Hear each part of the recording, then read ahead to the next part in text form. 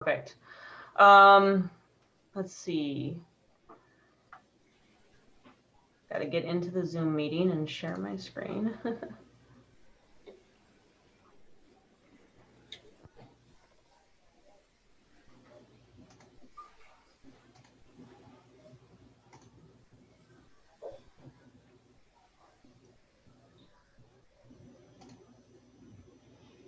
Okay, are you guys seeing the presentation there?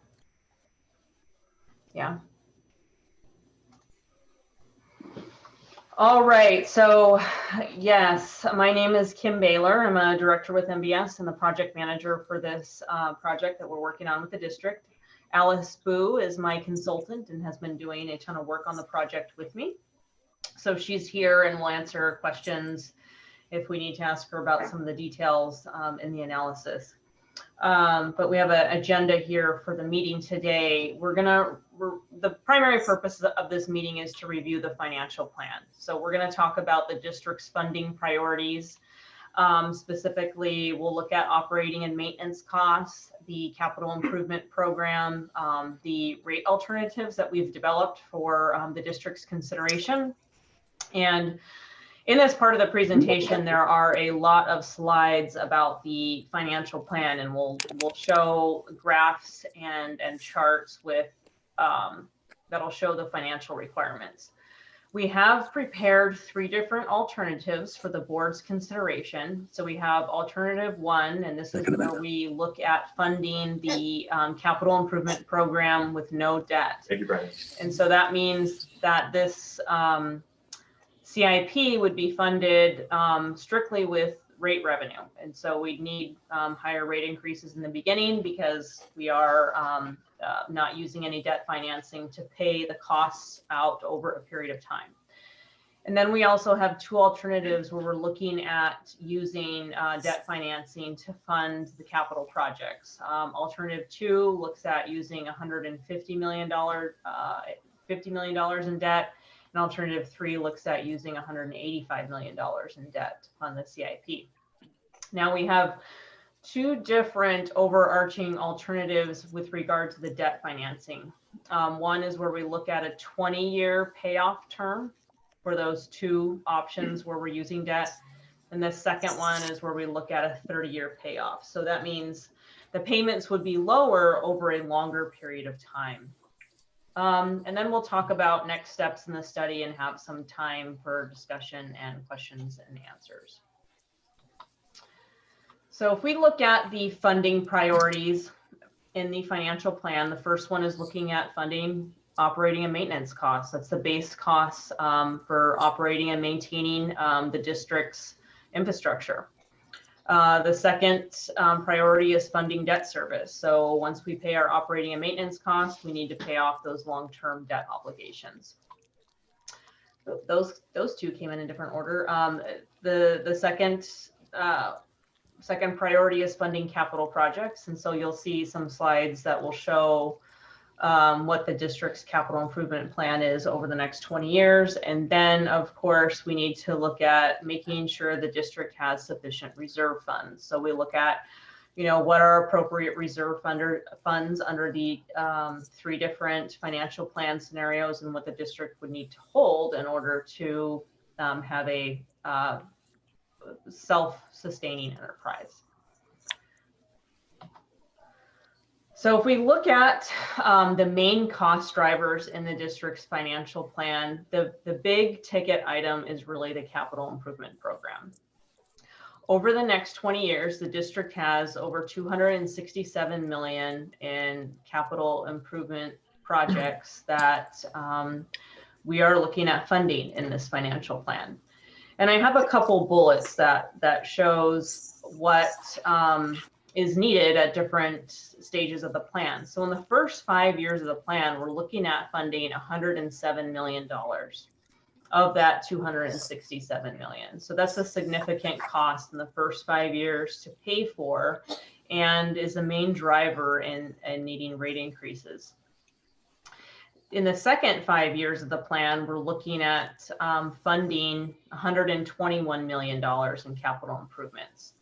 So there, within the first 10 years of this plan, 85% of that 267 million needs to be funded according to the schedule.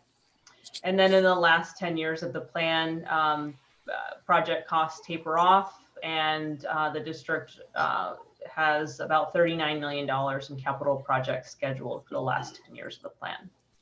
So really, the capital improvement program is the main driver in the financial plan for needing rate adjustments. The second one is your operating and maintenance costs. In the current fiscal year, O&M costs are about $8.1 million, and those are expected to increase by about 4% per year on average over the next 20 years. So pretty minimal in the grand scheme of things when we compare the capital improvement program costs. And then debt service requirements. So the district currently has some outstanding debt. Annual payments are about $1.4 million for those costs. And then future debt service payments under the two different scenarios is estimated to be approximately $7 million to another $12 million annually. So some pretty significant debt service payments are expected if debt is used to fund these capital projects. And then, of course, we also need to make sure we're maintaining adequate debt service coverage. And this is a requirement for when agencies issue debt. It's normally required that a minimum of 1.25 the annual debt service payment is needed. And so what that means is the district needs to be able to fund its operating costs, its annual debt service costs, and 25% more than that to ensure that the debt service can be repaid on an annual basis with security to your bondholders or loan holders. So now we're gonna, I'm gonna show you some charts that will show the costs that we're looking to fund over the 20-year period. And I'm showing a 20-year period here because you have a 20-year capital improvement program. So this slide here shows operating and maintenance costs for the 20-year period. So like I mentioned, operating maintenance costs are approximately $8.1 million in the current year. And those are expected to rise by about 4% per year on average over the 20-year period. So in 2041, O&M costs are expected to be just under $18 million. So O&M costs are represented by the blue bars in this chart. The black line across the middle of this chart represents revenue from existing rates if there was no change in rates over the 20-year period. So they're expected to increase somewhat due to some customer growth, but currently the district's bringing in about $12 million on an annual basis from its sewer rates. That's expected to rise to about $14 million due to customer growth, and then there's no increase in rate revenue assumed in this chart, just for illustration purposes. So right now the district is fully funding its operating and maintenance costs and has about $4 million per year to either contribute to reserves, pay for capital projects, make debt service payments, what have you. If there were no change to rates, in about 12 years into this plan, the district would start running a deficit when we only consider operating and maintenance costs. So at that point, you would definitely need a rate adjustment in order to only fund operating and maintenance costs. But as we all know, the district has other needs that need to be funded as well. So this slide here shows the district's capital improvement program costs for the 20-year period. So I mentioned earlier, the district has $267 million in capital projects to fund. This chart here shows how those costs break down on an annual basis. So in the current year, we're looking at funding about $8 million in capital project costs, and that's supposed to increase significantly over the next 7 years or so. and then it will taper off starting in 2029. The different color bars in this chart represent where the projects are supposed to be funded from. So some of the project costs will be funded with your operating and maintenance fund or rate. So that's Fund 12, and then Fund 13 represents funding from connection fees, developer fees, and then there is some contingency planned for as well. And I will note, even for the Fund 13 projects, if there isn't sufficient revenue from connection fees in each year, the plan assumes that funding would come from ratepayers, and then the district could make an adjustment and have those projects be repaid over time. But connection fees are very kind of sporadic and how they come in. We can't always exactly plan for how development will happen over a 20-year period due to economic and development cycles.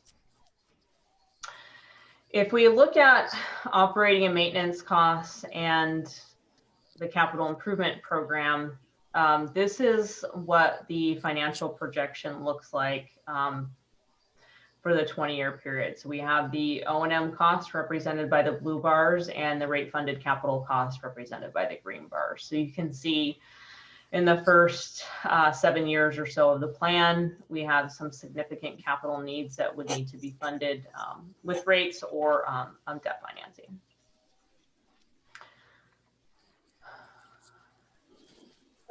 If we look at revenue requirements, assuming a bond issue is, bonds are used, $150 million and bonds or loans are used to fund capital projects. The plan looks a little bit more reasonable here as far as funding that's needed from rates.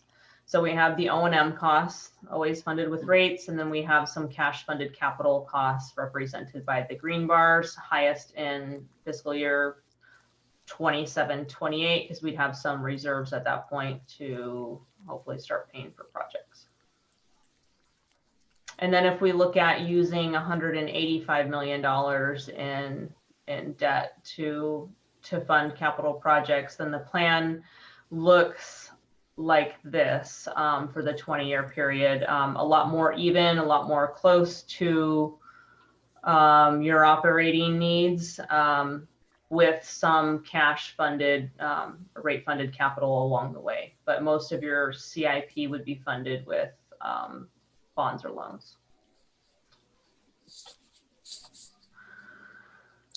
So if we look at capital improvement program funding, this slide here shows where the projects will be funded in a table format. So we have about almost 66 million in projects that would be funded with Fund 12, $98 million of projects funded with Fund 13, and then some contingency added for project cost changes. So there is the 267 million in total capital costs that need to be funded.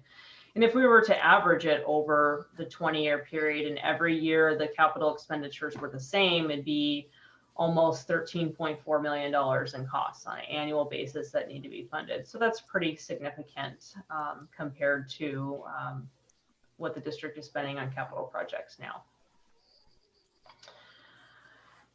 This slide here shows 4 different tables, which might be a little bit confusing, but the first two tables show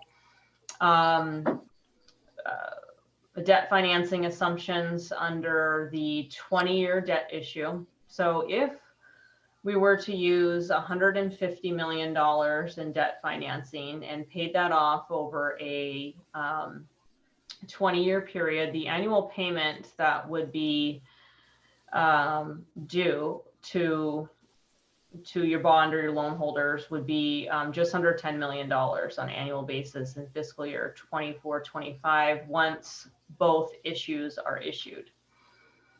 So that's for alternative 2 and assuming a 20-year payoff.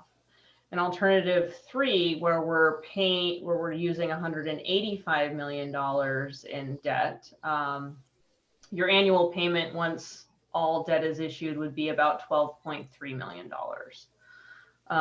in fiscal year 27-28. So what we're assuming here is that there's an issue next fiscal year of $50 million in both alternatives. And then there would be a $100 million issue in fiscal year 24-25. And then in alternative 3, there would be a third issue of $35 million in fiscal year 27-28. And so your annual debt service payments would grow with each issue. If we look at paying the debt off over a 30-year period instead of the 20-year period, in alternative 2, where we're using the $150 million in debt, your annual payment would be almost $3 million less. So it'd be $7 million once all debt is issued, starting in 2024-25. And then in alternative 3, when we're using the $185 million, your annual debt service payments would be $8.6 million. So quite a bit less than what they would be in the 20-year debt issue, because we have a longer period of time to pay that debt off over.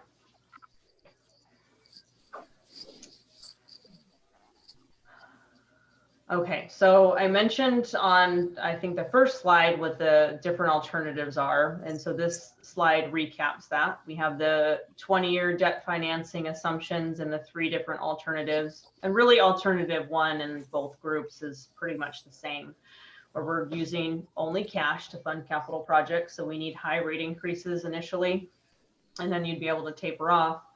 And then in alternative 2, we use $150 million in debt. In alternative 3, we use $185 million in debt. So now we'll show some charts that show the financial details of each alternative. So this slide here shows the target revenue that would need to be collected from rates. With your rate increases, it's total revenue overall that the district receives. So your primary funding source is your rates. You have some connection fees and some other supplemental revenues. So in alternative 1, the target revenue is represented by the blue bars. And so you can see in the current fiscal year, that is about $12 million. Alternative 2 is represented by the green bars, and alternative 3 is represented by the yellow bars. So in the current year, that revenue is the same, because we're not making any change to revenue for the current fiscal year. It's too late to do that. But next year, in fiscal year 21-22, that's when we start increasing rates in order to fund the additional needs. So in alternative 1, where we're fully cash funding the CIP, we'd need very substantial rate increases in the first 5 years of the plan in order to meet the revenue requirements and have the cash on hand to fund the capital projects. In alternatives 2 and 3, we're using debt financing, so we have a more gradual increase to rates. And then it kind of stays level starting in 2030 and very minimal increases thereafter. In alternative 1, we'd actually see in 2028-29 or so a decrease in rates, because the district would be fully funded at that point. We'd be cash funding capital projects. Reserves would be where they need to be, so there wouldn't be major rate increases needed beyond that point. And this slide here shows the target revenue to be collected under the 3 alternatives, assuming a 30-year debt issue. So the first one showed a 20-year debt issue. This considers a 30-year debt issue, so you're paying the debt off over time. So the amounts are low, but same order of magnitude when we compare alternatives 1, 2, and 3. Very high rate increases needed in alternative 1 with cash funding the CIP, and then in the other 2 alternatives, we would have more gradual increases to rates over time. Okay, so when we look at reserve targets, we also looked at what's appropriate for the district to hold in reserve funds, and you have some of these policies in place already, actually. So what we'd be looking at for the operating reserve is to hold 50% of your O&M expenses, or 6 months in an operating reserve, which is $4.4 million next year in fiscal year 21-22. And the reason we'd be recommending a 6-month O&M reserve in this case is because you collect your charges on the tax roll and you only get payment twice a year from your rate revenue. A general capital replacement reserve. The district's existing target is holding about 40% of your operating and maintenance expenses. So that's $3.6 million next year, fiscal year 21-22. And then we'd also look to maintain the district's emergency reserve, which is 5% of O&M expenses, or $444,000 in fiscal year 21-22. So what we've done in all alternatives of the financial plan is over the rate period, as best we can, maintain these reserves at these target levels. Reserves will fluctuate over time, but that's to be expected and is appropriate for utilities to use their reserves to spend capital projects. But we also want to make sure we have a decent cash cushion there for operations, emergencies, things like that. So the next few slides show what the reserve targets would be over the 20-year rate period under the different alternatives. So we start with the charts that assume a 20-year debt payoff. So the bars in each chart represent the balances, the target balances in each reserve fund. So we have your operating reserve at under $5 million to start. That increases to just under $10 million by the end of the 20-year period. We have a capital replacement reserve that's represented by the green bars. And then a debt service reserve is represented by gray. In this chart, it's not there because we're not assuming any debt is issued to fund capital projects. There's just a small amount held in reserve for existing debt through the end of that cycle. And then the yellow bars represent the amount to hold in an emergency reserve fund. So in total, we'd recommend for the current year, the district hold $8 million in reserves, and that increases to just under $17 million by the end of the 20-year period if we use the financial metrics stated for alternative 1. For alternative 2, assuming a 20-year debt issue where we issue $150 million in debt, this is what the reserve targets look like over the 20-year period. So we start at that $8 million, and that goes up to just under $27 million by the end of the 5-year or 20-year rate period. And then in alternative 3, where we have $185 million in debt issued, that $8 million currently grows to just over $29 million by the end of the 20-year rate period. So this is what your reserve targets would look like and how they would change over time, assuming a 20-year debt payoff. If we use the 30-year debt payoff, the reserve targets for alternative 1 are the same as they were previously. And alternative 2, this is how the reserve targets would look, assuming a $150 million issue for a 30-year payoff. The targets would change from $8 million currently to just under $24 million total. And if we compare that to the prior slide, that $24 million is less than the $26 million required in the 20-year debt issue, because the annual debt service payments are less since we're paying that debt off over a longer period of time. And then in alternative 3, again, you'll see these targets lower than in the 20-year scenario for alternative 3, that we start with the $8 million and that grows to just under $26 million in 2041. So I know that's a lot of information to digest, but the big point here is when we're assuming the district is going to use some debt financing, we need to increase reserve targets so that we meet a debt reserve, which is equal to the annual debt service payment. So not only are you paying that debt off on an annual basis, we need to hold some money in reserves to ensure that the district can pay that debt off over time. And when we assume a longer period to pay off the debt, the reserve targets will be less overall because we have more time to pay that off. Okay, now we're going to show the revenue and expense projection. And I think the reserve projection total, reserve total cash reserves and compared to the reserve target for the 20-year period. Okay, so here in alternative one, this is where we're totally cash funding the district CIP. The bars represent expenses, blue bars represent O&M, the red bars represent debt service, and then the green bars represent your cash funded capital expenses. The black line again represents revenue from existing rates if there were no change. So starting around 2033, you start running a deficit there and funding O&M costs.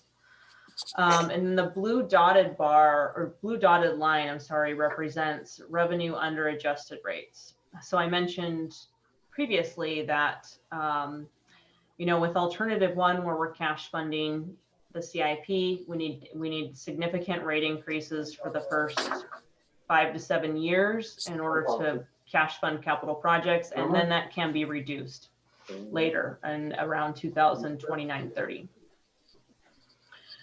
So that's where revenue would be in each year. Ratepayers generally don't like to see steep increases and decreases because it doesn't allow them to plan over a long period of time for rate adjustments. This is where your reserves are projected to be under this plan. The blue bars represent cash balances in each year, and then the green bar represents what the minimum target reserve balance is. So right now the district has a little over $25 million in reserves. A lot of that would be spent down over the next 3 or 4 years on capital projects. And then the balances would increase and then end the 20-year period at right about the target in 2041. And then in alternative 2, under the 20-year debt issue, you can see how the expenses change. And the most significant change here is that we're not having to cash fund capital projects in the first few years of the plan significantly, but we're using debt to do that. But your debt service payments will increase significantly over the rate period in order to pay for those projects over a longer period of time. The blue dotted line represents where rate revenue would be. So we do some gradual increases in the first 5 to 7 years of the plan, kind of taper off, and then do very minimal increases later on. And then there'd be some increases due to customer growth as well. So very minimal change to rates after 2027 or so. And this chart here shows where cash balances would be under this plan. We'd be holding cash and reserves for the first through 2027. And then we have a huge cash expenditure around 2028-29 on projects. And then that balance increases.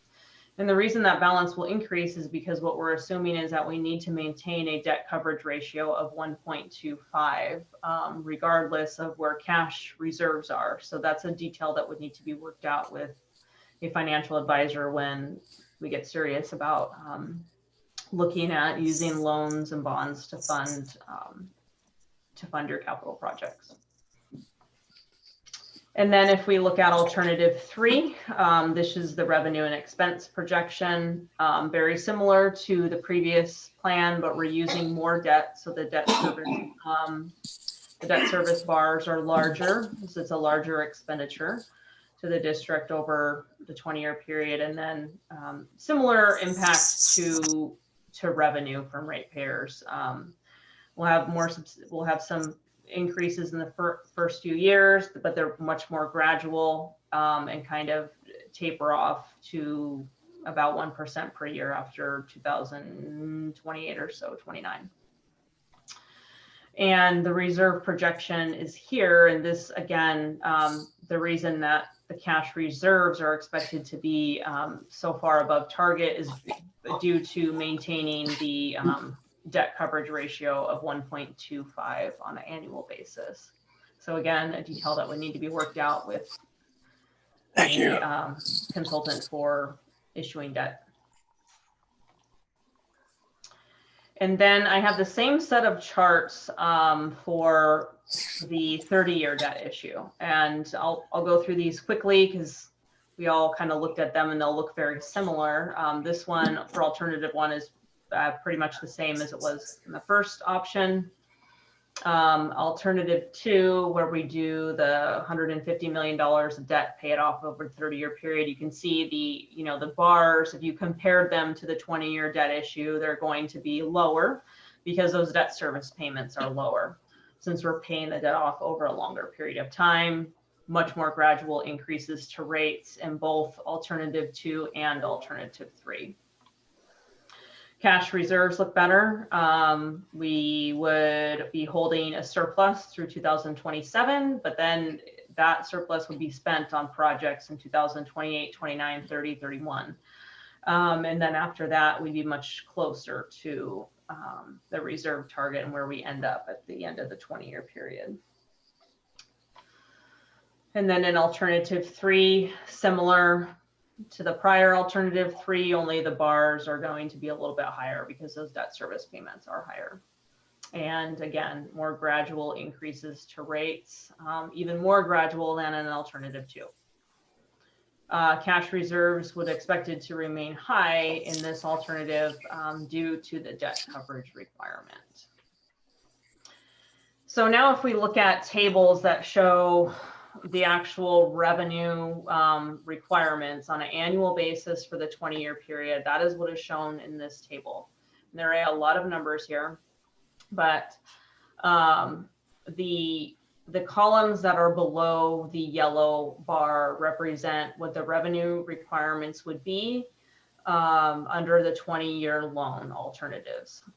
So we have in the second column, the first column of the table just shows the fiscal year. The second column represents what your revenue would be from your current funding sources if there was no change to rates. So that's that black line that was across all the charts when we looked at revenue. So you can see that that's expected to increase from about $12 million currently to about $14.6 million over the 20-year period, primarily due to customer growth.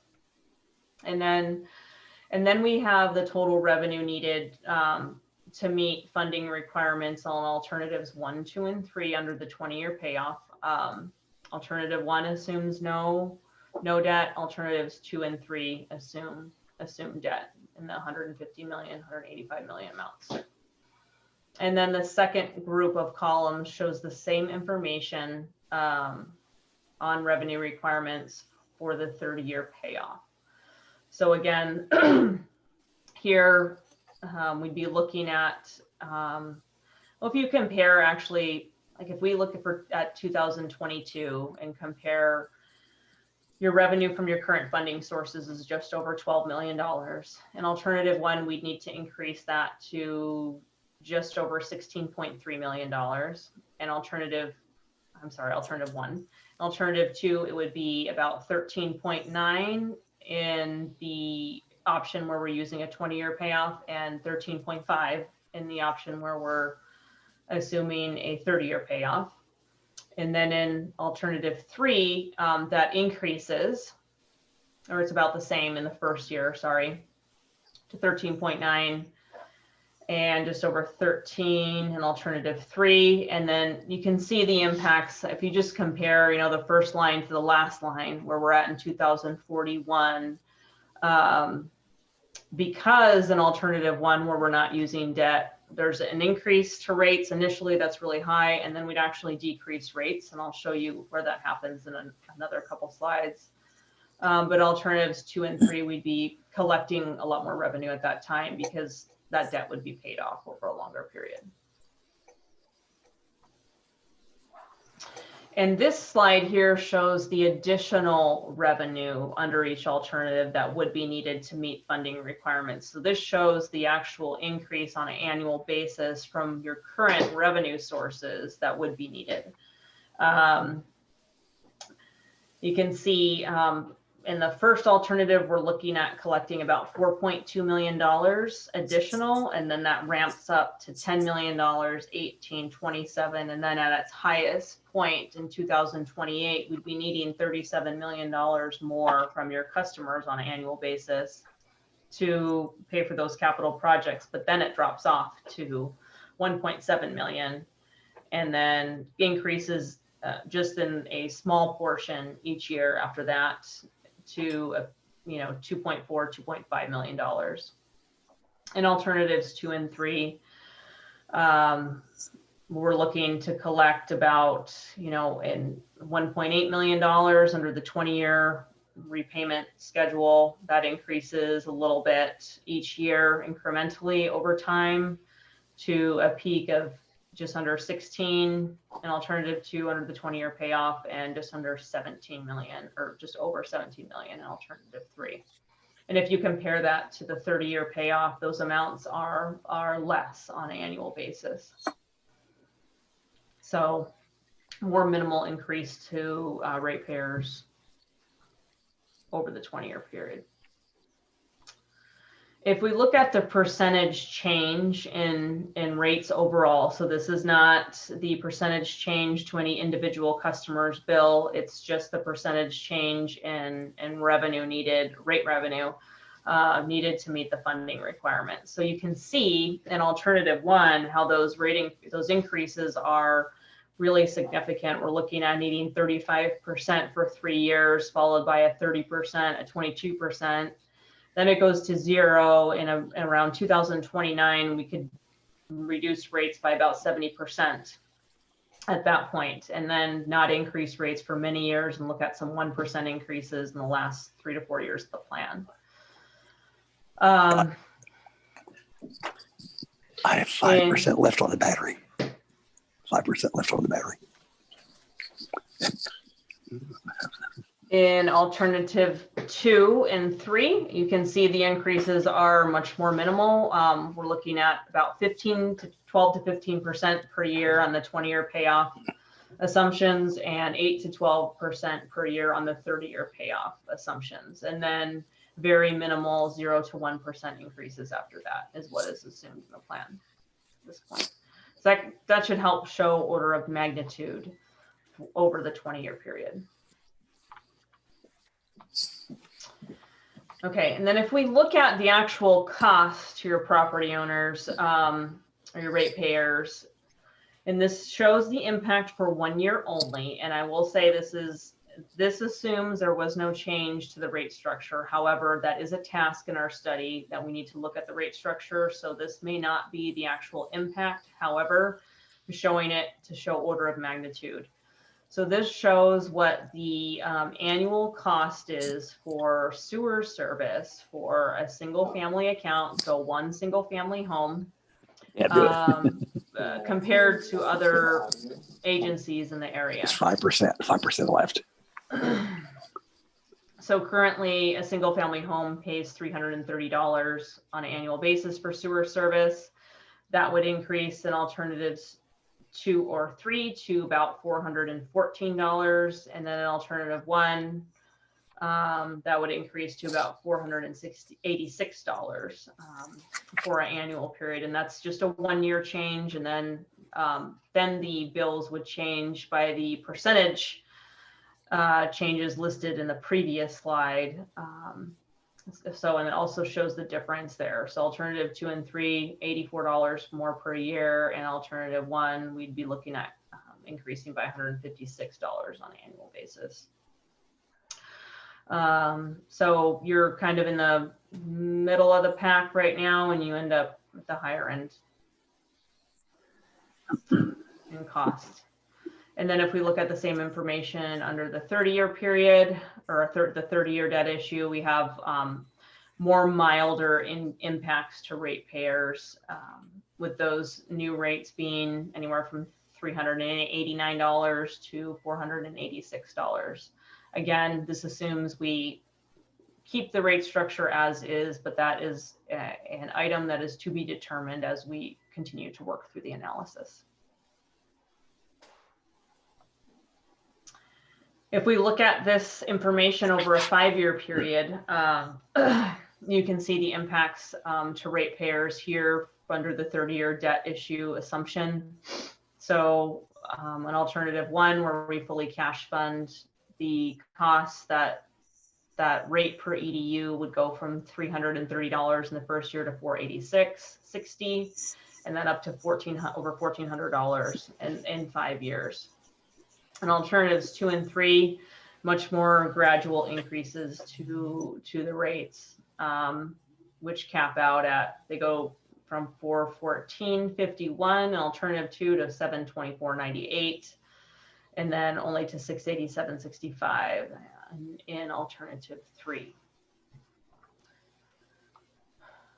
And then you can see in the 30-year debt issue and alternatives 2 and 3, the rate per EDU would obviously be less because we're doing more gradual increases to rates because we're paying the debt off over time. So those rates would tap out or max out at about $595 or $530 for annual sewer bill under this assumption, under the existing rate structure, which is being worked on.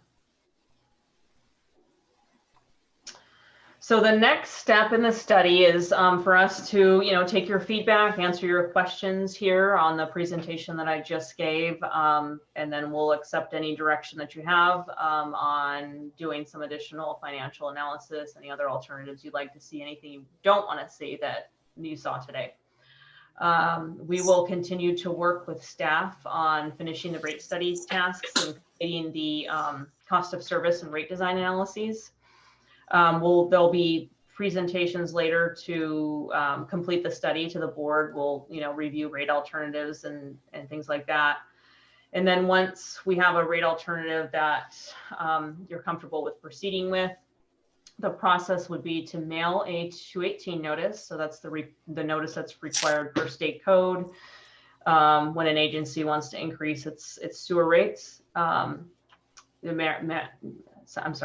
the notice 45 days prior to a public hearing, and then the board would hold a public hearing, and the rate plan would be able to be implemented if there was no majority protest. And majority is really 50% plus 1 of your customers. If we look at a timeline here, this is what we're showing at the very top column. I'm showing the month. Below that, I'm showing the number of weeks from today. So we need to continue working on the customer classifications and looking at customer data and how to establish a new rate structure. And then we'll also be looking at some rate alternatives, finalizing the rate study. I'm showing the timing of the 218 notification. So active task work is shown in green. Meetings with district staff are shown in the yellow boxes with the blue in the middle. And then potential meetings with the board or finance committee are shown in red. And then the submittal of the tax roll, which is really the final step in this process, would happen in August. So what would happen is we're really estimating that we're going to complete most of the work on the study by March, finalize the rate study, start the 218 noticing in April. That will last through May, hold the public hearing in June, and then the tax roll will be worked on and finalized and submitted to the county in August. And then your customers get their tax bills after that. And the first payment, I don't have this on this timeline, but the first payment would be due to the county in December for next year's cycle. So with that, we are here to listen to any questions you have and listen to any discussion, take direction on input. And I will turn it over to Beverly and Jeanette. Thank you. Well, I think first of all, the easiest part would be to see if the directors have any questions. Thank you, Beverly. With that, I'm going to move on to, I'm just going to call the directors out individually. We'll move to the ones that are online with us. And I'll start right with a heavy hitter in the room, Vice President Dennis Coleman. Thank you, President Sear. Kim and Alice, do you have at your fingertips the first draft that you presented in terms of what the numbers were by any chance? And I don't mean to show, but I mean just yeah, we can look them up. What was, Okay. you're asking about what was in the memo that we sent out? yeah, no. Yeah, I'll pull that up. Am I correct to assume, hang on.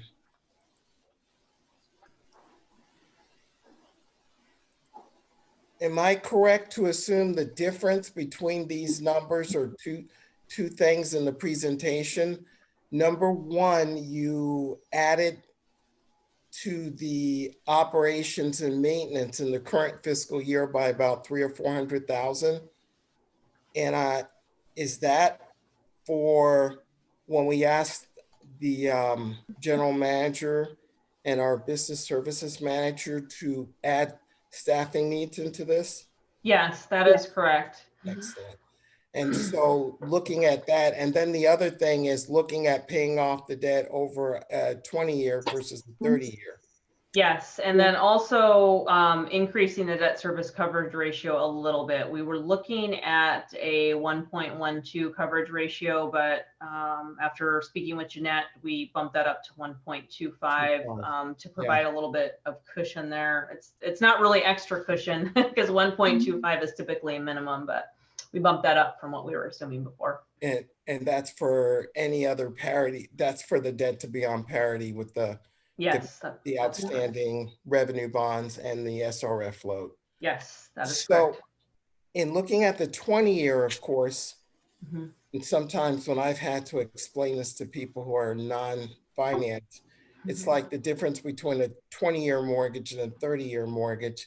However, in this case, there's no interest rate break. So basically all we're doing is paying off the debt 10 years sooner at higher amounts. Am I correct in that? Yeah, I'm pretty sure that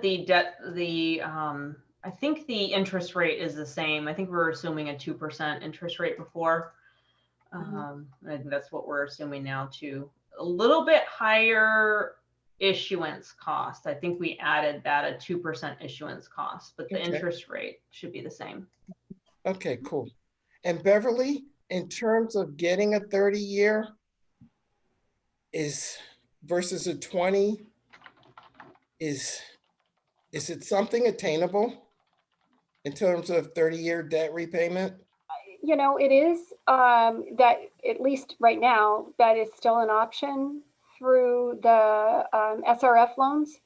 But I would caution the board in using this in a blanket way, because some of the infrastructure that we're talking about replacing would not have a 30-year useful life.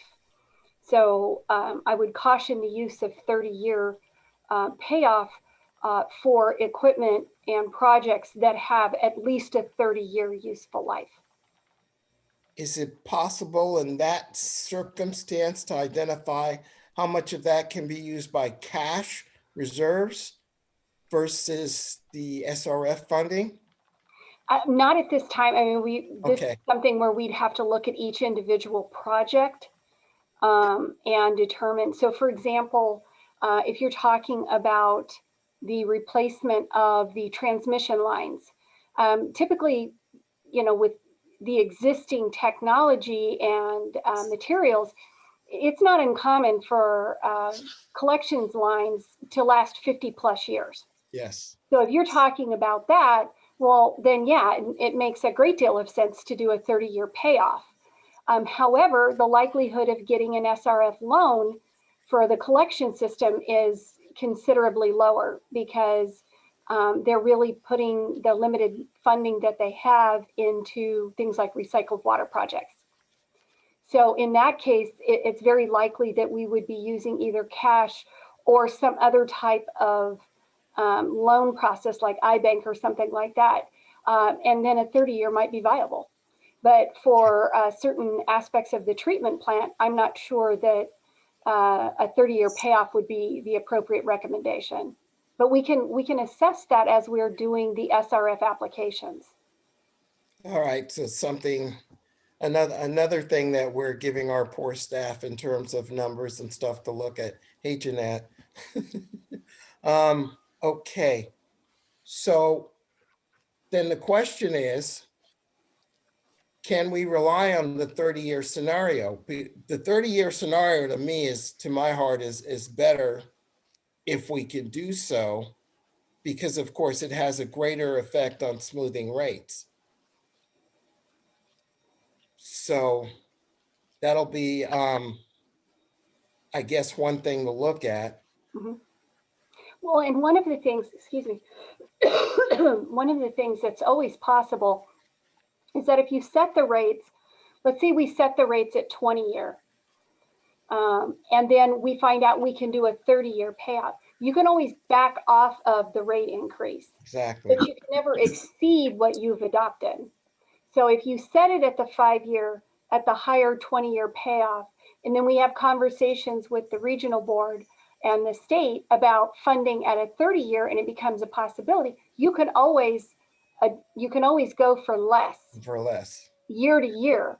But I would caution, just like saying that we could get all of our funding through SRF, I would caution the board putting all their eggs in one basket. Makes sense, which just makes the decision harder because we have to look at somewhere probably in between the 20 and 30. The 20 is going to be a little bit more expensive in terms of what we have to, our revenue collection than paying it off over 30. Okay. So, in looking at this though,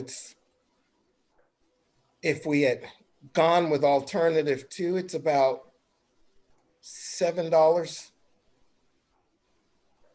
It's about $6 a month increase, or $73 a year, if I remember correctly, looking at this.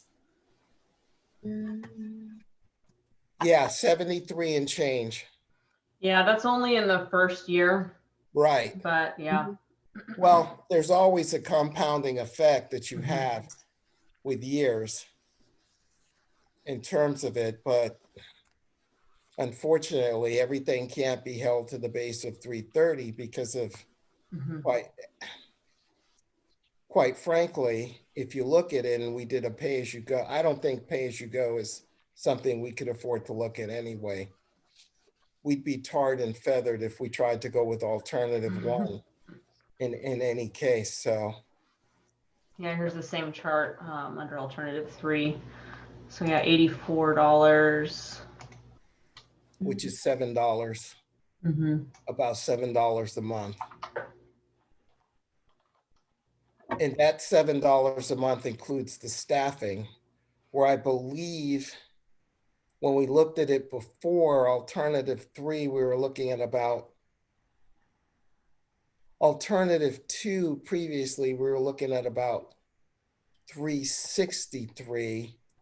But alternative 2 is just not staffing. There's a couple of other things you did with the bumping up of the 1.25, the coverage, the debt service coverage. So right. It's, then again, I can't look at apples to apples with looking at the 363 because it doesn't include the coverage and a couple of other things. Yeah, the thing to think about here with regard to the operating expenses and that additional staffing is that overall in total, the operating costs are expected to change by about 4% per year on average. If we were to average it all out, it's a little bit of a higher increase in the first couple of years, but if we were to average the change over the 20-year period, it's really about 4% total. And that's not only for additional staffing, that's for increases in all operating costs overall. Yes. So it's pretty minimal. for that additional staffing alone. Compared to the 260, what is it, 264 million? Yeah, capital that's projects? that's the big reason for the for the change, right? Scott, can I ask her a question that's sort of related to this, but not? It wouldn't Not be a- a meeting if you didn't. Okay, Kim, in terms of looking at Fund 13, which is our restricted funds, our capital development, Mm-hmm. if we were to go with this, and we would obviously exceed the funding and having to use our Fund 12, which is our rates, Mm-hmm. could it be set up in new capital rates to recapture in the form of a buy-in? Yes. Yeah. Okay. Yeah. And go ahead. Yeah, you would have you really should update those fees if you proceed with this capital improvement program and reflect those costs and those fees. Definitely. And part of what you're doing is just in the overall picture here is you're going to take a cursory look at, Mm-hmm. I think there were like 10, 12 hours. It was something minimal that you were just going to review. Right. In terms of this. That's Okay. correct. Yeah, we'll review your last study on those fees and provide some commentary and recommendations going forward. But anytime an agency does a major update to its capital improvement program, those fees should be reviewed and updated as well. Yeah, because once you pointed that out, that was very interesting to see how much Mm-hmm. we need to fund in our capital fees, which we're not going to have in terms of it. So, Right. and that's always the big discussion in terms of, is it just a buy? Is it just what the new development puts on our system, or the new development puts on our system, plus the buy-in of what's been previously done in terms of the capacity? Right. So, all right. Well, thank you very much. I appreciate this. I know my big thing is looking at perhaps at some point, if we can identify projects that we could do with cash versus the projects we could do with financing. Mm-hmm. And perhaps, Bev, dusting off your contacts list with our iBank folks and CSDA and a few others to see what we can do in terms of it, because it's probably going to be a combination somewhere in between, but decisions have to be made. And like Beverly said, we can go with the 20-year and go lower, but if we go with the 30-year and it turns out we can't get it, then the other alternative is we have to take capital projects or defer them off the table, or a few other things to make it work. So, Yeah. And just so you know, at the ops committee in February, there is going to be a discussion about a little bit more about each of the projects. oh, excellent. So Good. that'll also be a good opportunity to talk about which ones are better suited for which type of funding. Good work for Deborah and Bill. Thank you, Scott. Thank you, members of the board. Thank you so much, Vice President Coleman. And then we'll move on to Secretary Treasurer Deborah Canero.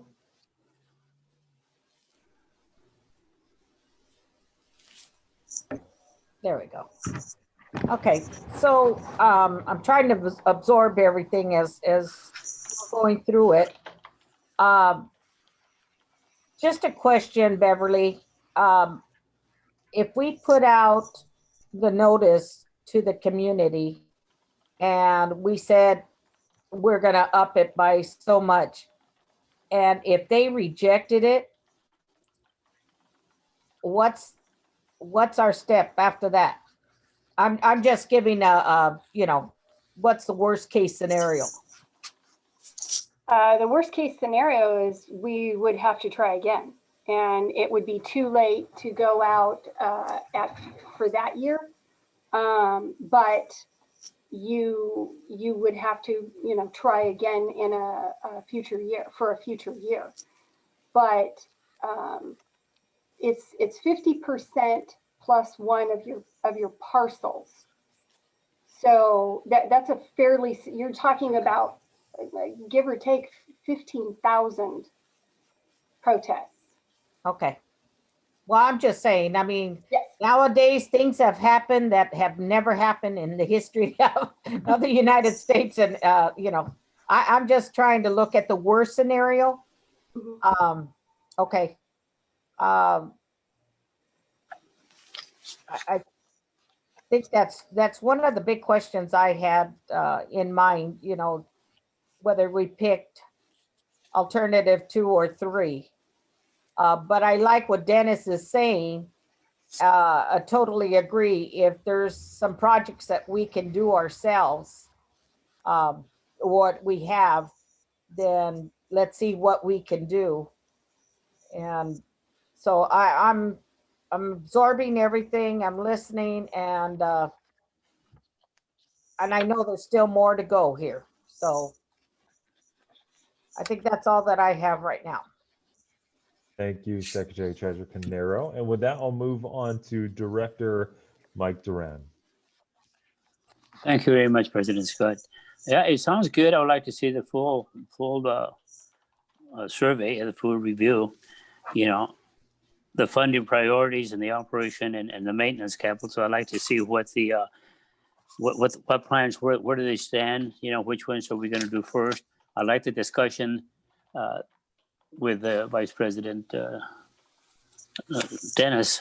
You know, I think that's discussion should be continued and held at in one of our board meetings because it was very informative. There's no need to go for 30 years if we're not going to be able to qualify for it. So I think we shouldn't even look at it. You know, we should get the information that's needed and find out whether we're capable of obtaining it, you know, and then also to have which funding priorities we're going to go with and do that at a board action. So we go from there. But yeah, that's it right there. Thank you, Dennis. It's very informative. And thank you very much for the presentation. I'd like to see the full report after it says done, so before we go into to a rate structure. Thank you, Director Duran. And then we'll go to the boardroom and we'll go on to Director Teague.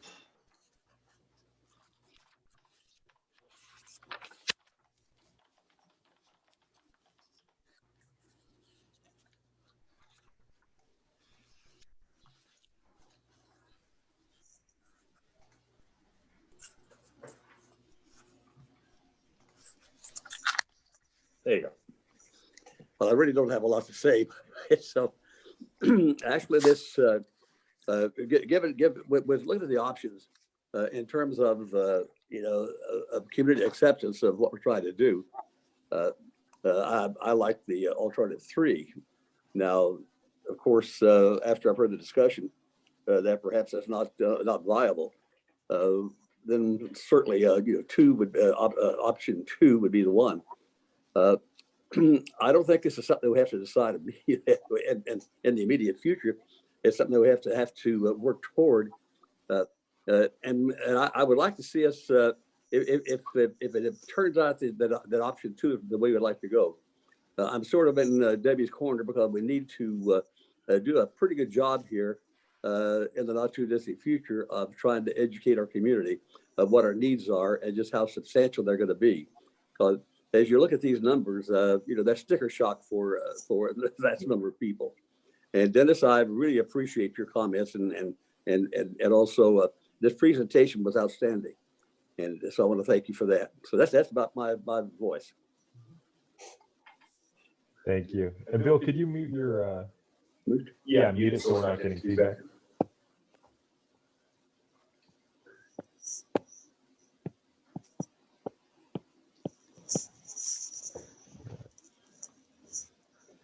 Are you all good?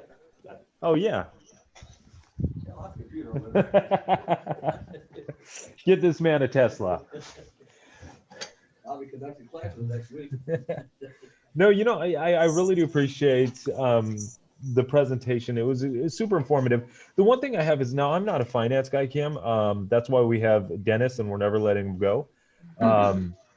But with this, does the 2% stay 2% for the entire loan? Yes, that's what the assumption is. Yeah, that'd be a fixed interest rate throughout the term. Okay, perfect. Now going on, when does that interest rate change? Is now I'm going on off like home ownership. You know, you grab your 2% and next month it could be a 3. Are we looking at increasing or decreasing anytime soon, or what's the variable on those? Well, you know, you'd actually really need to talk to someone who, you know, and I'm drawing the blank on what I would call the professional that helps more with the actual debt financing and debt issue. A But you would need to municipal talk to, advisor. yeah, Municipal right, advisor. yes, yeah, you need to talk to your municipal advisor about that. We're assuming that the interest rate stays at about 2%. That's a fairly reasonable assumption for low interest state revolving fund loan type programs. Yeah.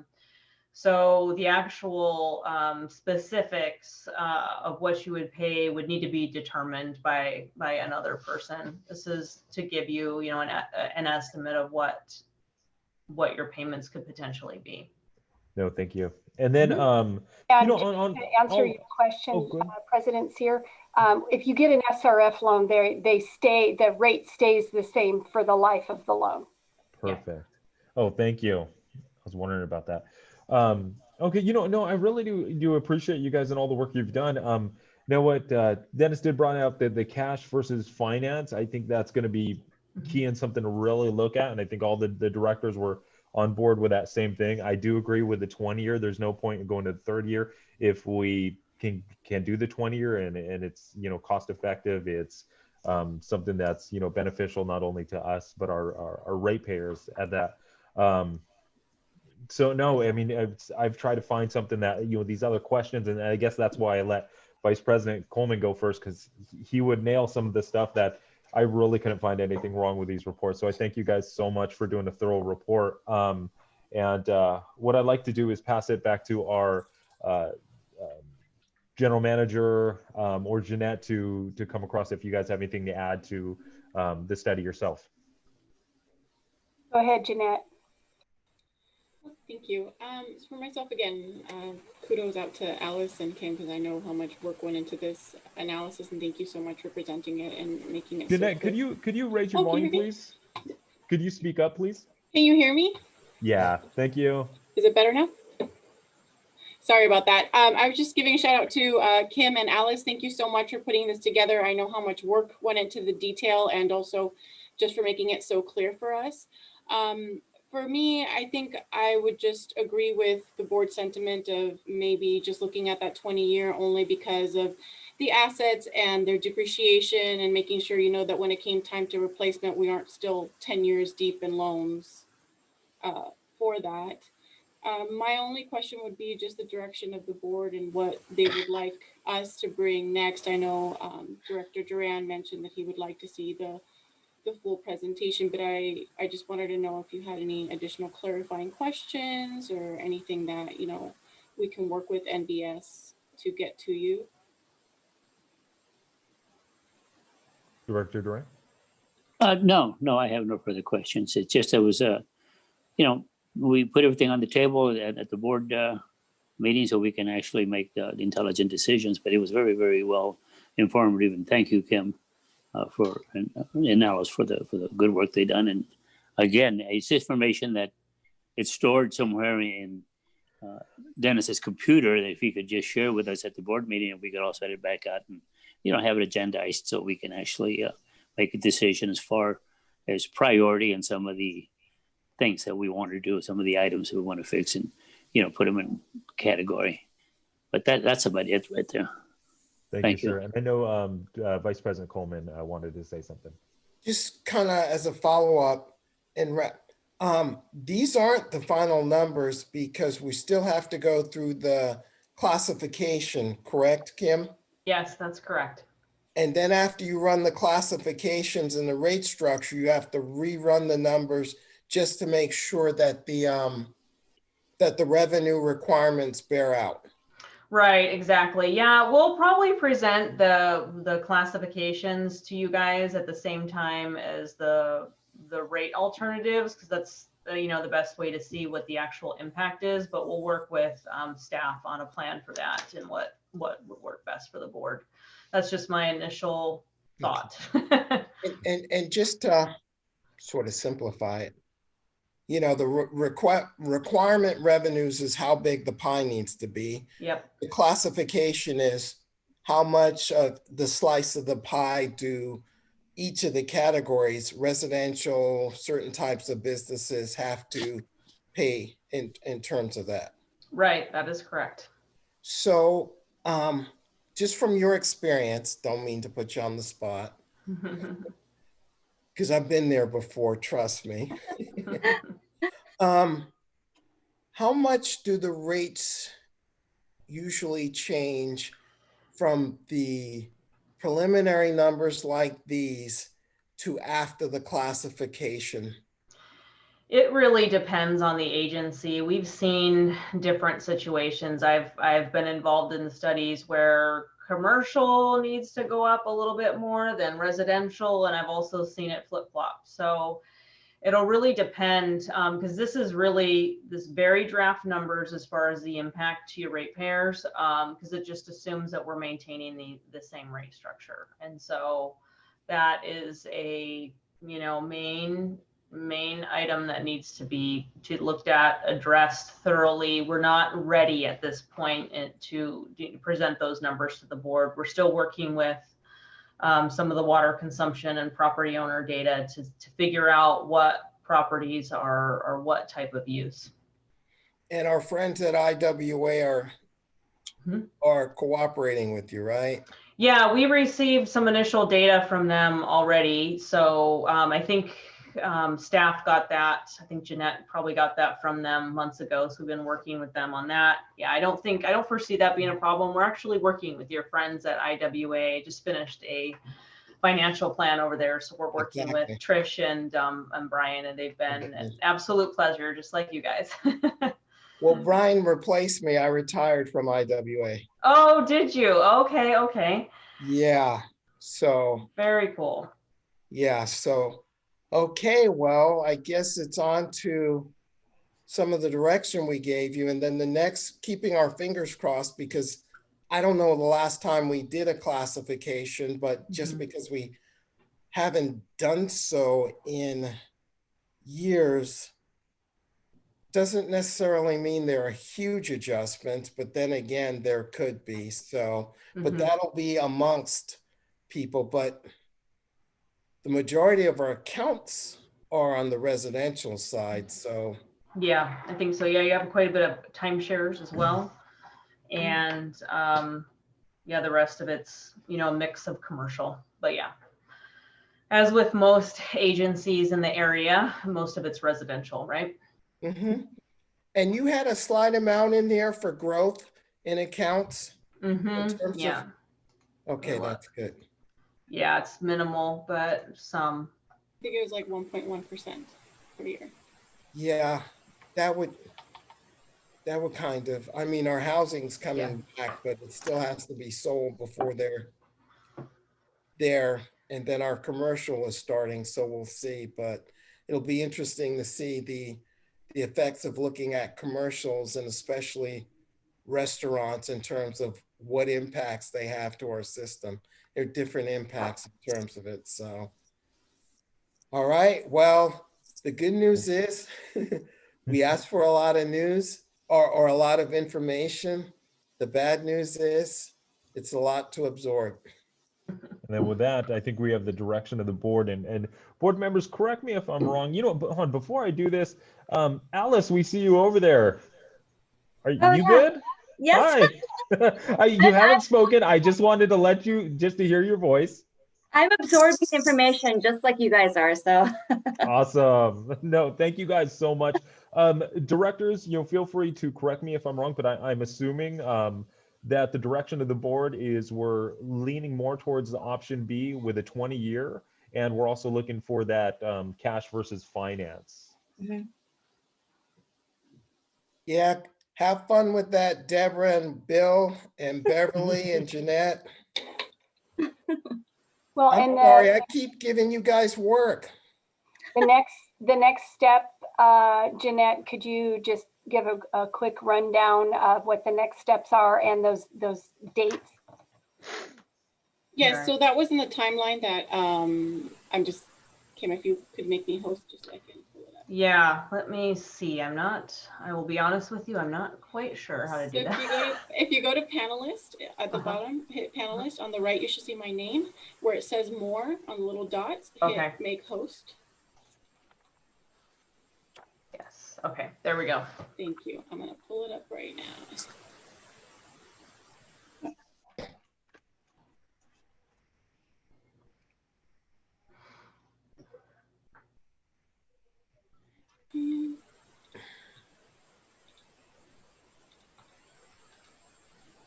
And everyone can see the agenda.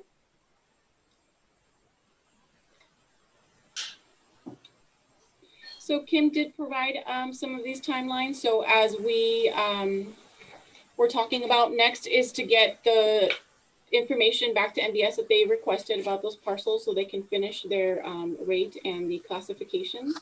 We will bring something preliminary to the next Budget and Finance Committee for them to review, and then we'll bring it to the full board. And then when the board decides, then we can move forward. If we're going to move forward, then we can start with our notices and our public hearing process, which NBS is also going to be helping us with. So those would be next steps. Would be March the 2nd. Yeah, so that's when I could take it to the finance and to the Budget and Finance Committee, and then to the board on March 9th. I was going to say, because I know there's a fairly short timeline for turning around the Prop 218 notification. And we don't want to shortchange that process. And then also to let the board know that once the board has decided, there's the legal requirement, which those notices will go out. But then we can also send out something more than that. We could send out an information like we did last time with the annual newsletter that we're required to do. We could put more information in that. So I have a question, Scott, if I may ask. Yes, go for it, sir. So on the timeline, it talks about in red reviewing stuff with the Board of Finance Committee. And I would assume that's on your side, Kim, in terms of who you meet with the board or the committee. So can I suggest perhaps when the customer classifications, the staff feel comfortable presenting that to the Finance Committee with the consultants presenting it to the full board? Because if it's one or the other, I would just suggest that the consultants present to the full board. Okay. That way they get the benefit of both staff and the consultants, while staff can do some of the dry runs with finance, being Scott and myself. How do you feel about that, Scott? Being Yeah, I think that's, I love the idea. Beverly? you're muted. Sorry about that. Yes, I think that's as long as we have the information and the committee is comfortable with that, I think staff's perfectly capable of that. Yeah, I think it allows it to be more streamlined. And cost efficient, rather than having them make both presentations. Yeah. All right, well, thank you. I think we have a direction on this, and I want to thank MBS for an amazing job and both of you being here today. And no, I think we got good things ahead of us. You are very welcome. Well, this comes with, remember one of the things we said, we wanted Beverly and staff to take the board to the next level. This helps. It's a lot to digest, but we're better off for it. Yes. All right, so and Beverly, you have direction on this, right? There's nothing else we need to do on this item? That is correct. And Jeanette will work with NBS to get the next steps. Perfect. And I believe MBS, if you guys want, they're able to be free and clear today if they'd like, right? Yep. Alrighty. Thank you Thank very you, much, you guys. guys. It's been a pleasure, and we will talk Thank to you you. again soon. Thank you Welcome. very much. Thank you. Awesome presentation. You're And welcome. back and forth with the questions and answers. It was really impressive. Thank you. I appreciate that. We appreciate that. Okay. Have a good afternoon, everyone. Bye, Thank you, guys. everyone. Bye-bye. Bye. All right, and with that, we're going to move on to item number 5, which will be the general manager's item, and I'll pass it to our general manager. So I just wanted to touch bases briefly and make sure that the board is aware. I'm sure you've been reading information about vaccinations. And if you haven't, within moments of announcing that anyone 65 and older could be vaccinated for COVID, they ran out of appointments. So they will continue to work through the process and hopefully get more vaccinations. And Director Coleman and I will hopefully be speaking with Assemblyman Garcia's office to, for some reason, they contacted me and asked me if Director Coleman and I were available. I'm not really sure why they specifically asked for Director Coleman, but I will be speaking with his office and hopefully be setting up an appointment and then asking them why they asked for Director Coleman specifically. I don't know if it was because they just knew his name for some reason or what it was. But certainly, Well, I know the assemblyman personally, and he knows that maybe I'm on that's the why. board. But I Yeah. still think that the board should feel comfortable. The rest of the board should feel comfortable with the two of us talking. Yes, and they just wanted to, because of the letter that I wrote, requesting that wastewater workers be bumped up to the tier 1B, which would hopefully get us vaccinated sooner than the general population. And I'm expecting a phone call any day to set up that appointment. Of course, they can't do anything if they don't have the vaccines, but that is our hope. So we're still on AB schedule, sort of a status quo for right now. And I will just continue to keep the board informed. Thank you. Any questions from any board member? I'll call down the line. I Director Duran? have one, Scott. Go for it. Okay, I just think it would be proper protocol that, they probably asked for Vice President Coleman, but they should be notified that we do have a president, and he should be included also in the conversation with Eduardo Garcia. Yes, Okay, thank you. And that was my Yes. plan once I actually had a chance to talk to them about setting up the appointment. And Beverly and I do have a meeting after this, and but yeah, no, and I totally agree, and I know we'll talk about it sooner, but being a guy in the media, and if we could get someone, and we have someone on the inside like Vice President Coleman, it's a benefit, so I'm all for it. But yeah, and I do agree going down proper protocol, and like Duran said, but I think it's all up and up. So thank you, Director Duran. And we'll move on to Director Treasurer Secretary Canero. No, I had the same thought in my mind about the president also, attending that meeting.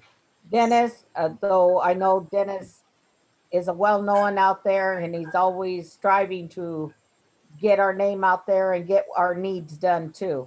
So Dennis, we love you in the forefront, but I agree with Mr. Duran. Thank you. And then we'll move on to Director Teague. I don't see a problem with it at all. So just move forward. Just hopefully we get the vaccine for them as soon as possible. And then I'm sorry, I didn't miss you, Vice President Coleman, but do you have anything to add? Oh, no. As I said, it's a board decision. No, totally. No, and I appreciate it. I know we have one of the best cheerleaders on our staff with Coleman and knowing, so I really do appreciate all he does. So thank you, and Beverly as well for putting our name out there constantly on and off the clock. So with that, I believe that's it for the general manager. I don't want to run over you, right, Beverly? That's Thank you. all. All right, and then right now, I don't believe we have any committee reports. So that's item number 6, correct? Yeah, That is correct. The next committee meeting is on February 2nd, which will be the Ops Committee. Thank you. And then we'll move on to item number 7, which is director items. I'll go down the line to see if any directors have anything to add to the director's item. We'll start with Director Duran. I just have one thing to report. As you know, I was exposed to an active case of COVID-19 last Wednesday. I went down and got my test yesterday. As we speak today, I got notice that it's negative. So Oh, good. Great, Mike. I can leave my house now. I don't have to be incarcerated. Good. You know, you did the right thing by, I wish that everyone did that. Get exposed. If you're exposed, get tested. Do what's proper protocol. Wait for that test results to come in, and then, and then be ready to get out there. So thank you for doing your part and honestly keeping the community safe to everyone that does this. So thank you, Director Duran. And then we'll move on to the Secretary Treasurer Canero. Anything for the director's items?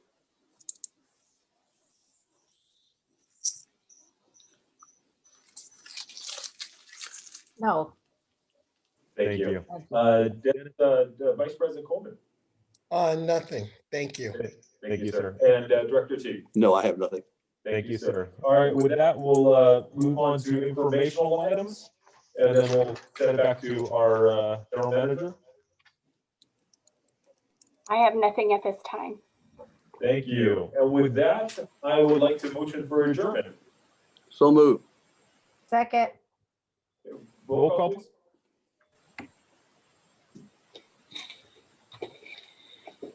President Scott Sear, Yes. Treasurer Deborah Canero, Yes. Vice President Dennis Coleman, Aye. Director William T, Yes.